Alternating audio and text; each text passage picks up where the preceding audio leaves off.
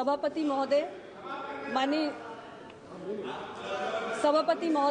माननीय राष्ट्रपति महोदय के अभिभाषण पर आयोजित इस चर्चा में आपने मुझे प्रतिभाग करने का अवसर प्रदान किया, इसके लिए मैं आभारी हूं। माननीय राष्ट्रपति जी ने अपने उद्बोधन में माननीय प्रधानमंत्री श्री नरेंद्र मोदी जी के नेतृत्व वाली एनडीए सरकार के प्रयासों से गत 10 वर्षों में बदलते भारत की तस्वीर पेश की और साथ ही विकसित भारत का रोडमैप भी प्रस्तुत किया। लेकिन दुर्भाग्य की बात है कि हमारे विपक्ष के मित्र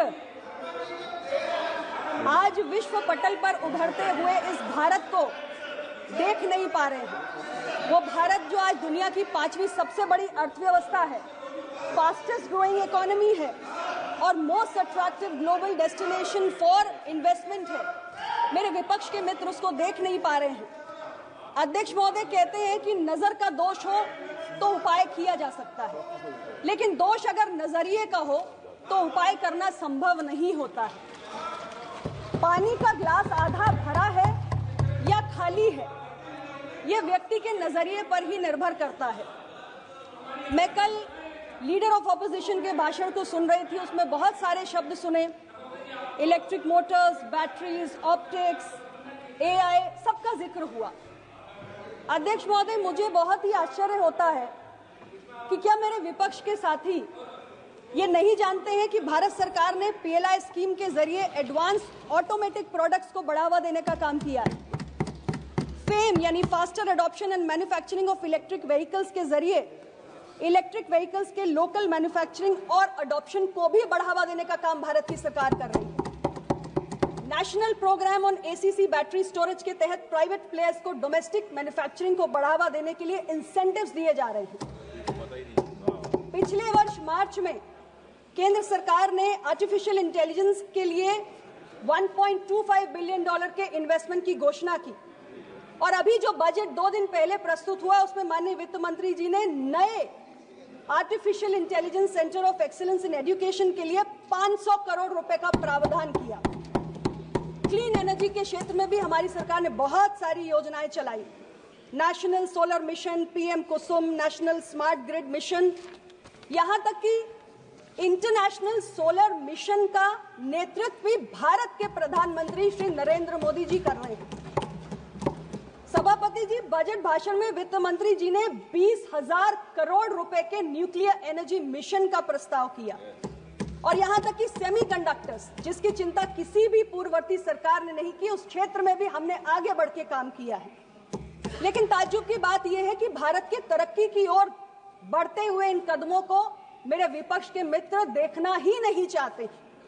लेकिन देश की जनता 140 करोड़ भारतीय इस उभरते हुए भारत को देख रहे हैं।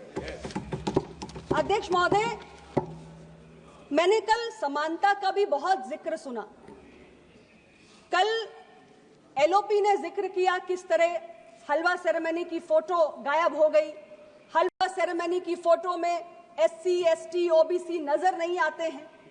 बड़ी जायज चिंता है, लेकिन इसमें 2 सवाल पैदा होते हैं, कब और क्यों। हलवा सेरेमनी के फोटो में एससी, एसटी, ओबीसी कब से गायब है? क्या 2014 में मोदी जी की सरकार आने के बाद से गायब है या आजादी के पहले से लगातार एससी, एसटी, ओबीसी इस फोटो से गायब है? और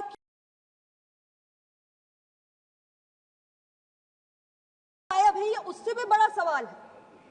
सभापति जी, इस फोटो फ्रेम में आने के लिए एक जरूरी शर्त है और वो शर्त है कि एससी, एसटी, ओबीसी आईएएस अफसर हो और इन वंचित वर्गों के आईएएस बनने का जो रास्ता था उसमें सबसे बड़ा रोड़ा अगर कोई बना है तो वो कांग्रेस पार्टी बनी है, जिसने मंडल कमीशन की सिफारिशों को लागू नहीं होने दिया।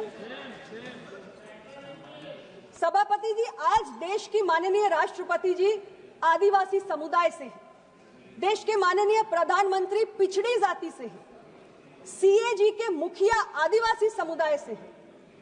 क्या लोकतंत्र के इन सर्वोच्च पदों पर मोदी जी की सरकार आने से पहले जो तमाम सरकारें रही और 5 दशक तक तो यूपी और कांग्रेस की सरकार रही, क्या इन सर्वोच्च पदों पर वंचित वर्गों के लोग कभी आसीन हो पाए, और अगर नहीं हो पाए तो इसका जिम्मेदार कौन है? क्या यूपीए की सरकार ने मुख्यमंत्री या केंद्रीय मंत्री बनाने में पिछड़े, दलित, आदिवासी को कभी तवज्जो दी?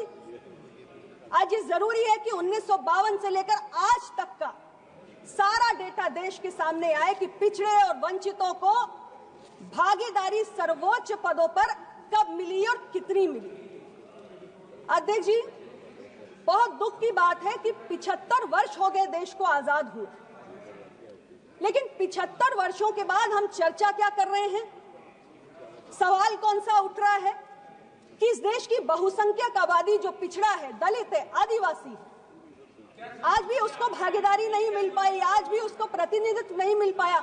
इससे बड़ा दुर्भाग्य दुनिया के सबसे बड़े लोकतंत्र के लिए और भारत जैसे देश के लिए क्या हो सकता है कि बहुसंख्यक आबादी आज भी अपने अधिकारों से वंचित है। उद्योग क्षेत्र में वंचित वर्गों का उपस्थिति नहीं है, किसी बड़े उद्योग घराने का स्वामित्व वंचित वर्गों के पास नहीं है, किसी बड़े मीडिया घराने का स्वामित्व आज हमारे किसी दलित ओबीसी के पास नहीं है। सवाल अहम है, लेकिन कारण जानना जरूरी है। सभापति जी,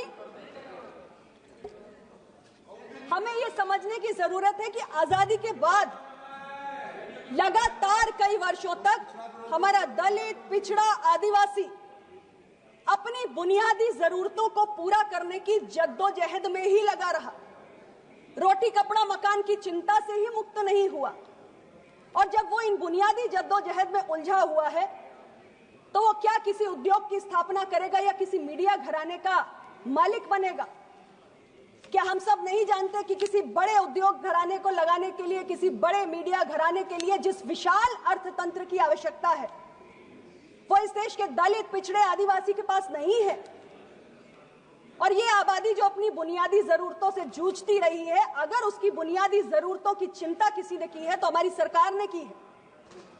और मोदी जी की सरकार की वो तमाम गरीब हितैषी योजनाएं जिनके आंकड़े आज मेरे विपक्ष के मित्रों को बड़े उबाऊ लगते हैं, वो आंकड़े आज जमीन पर क्रांतिकारी परिवर्तन ला रहे हैं, क्योंकि लोगों के जीवन में बदलाव हो रहा है, उन्हें बुनियादी जरूरतों के इस जंजाल से मुक्ति मिल रही है।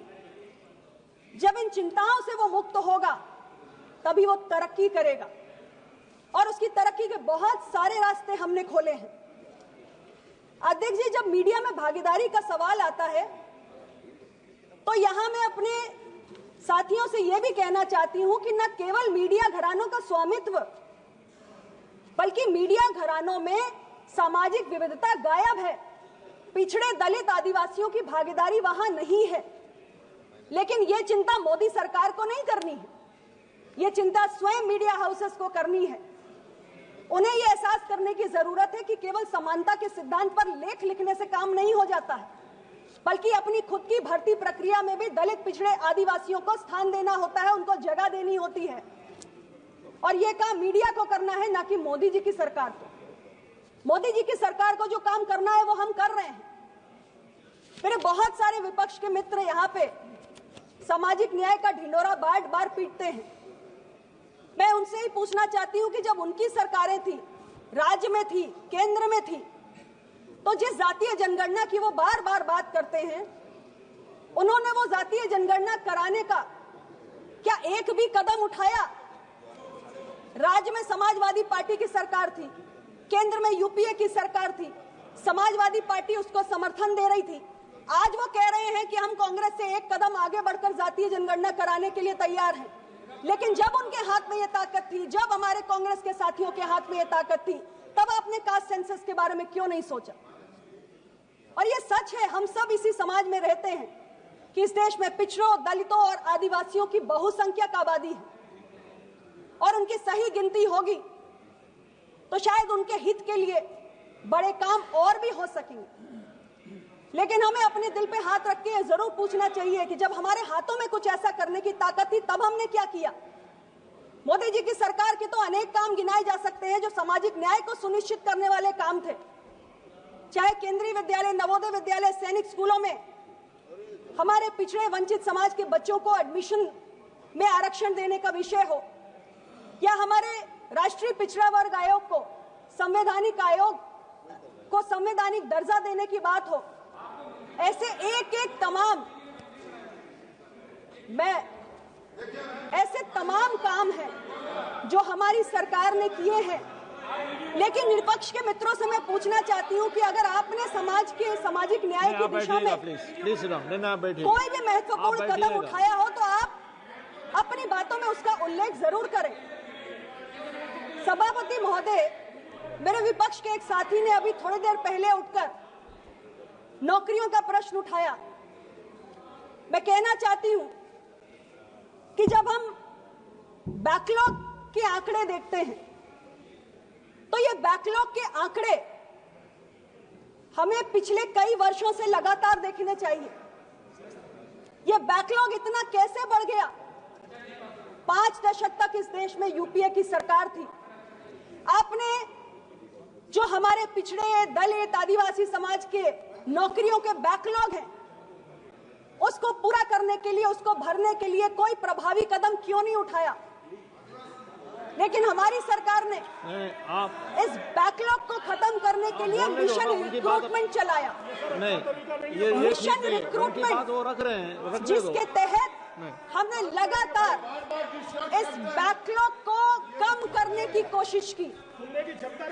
और ऐसे तमाम हमारे भारत सरकार के अलग अलग विभाग है, मंत्रालय है, रेलवेज हो, बैंकिंग हो, पोस्ट हो, होम अफेयर्स हो, ऐसे बहुत सारे डिपार्टमेंट्स हैं जिसमें बैकलॉग को हमने मिशन रिक्रूटमेंट के तहत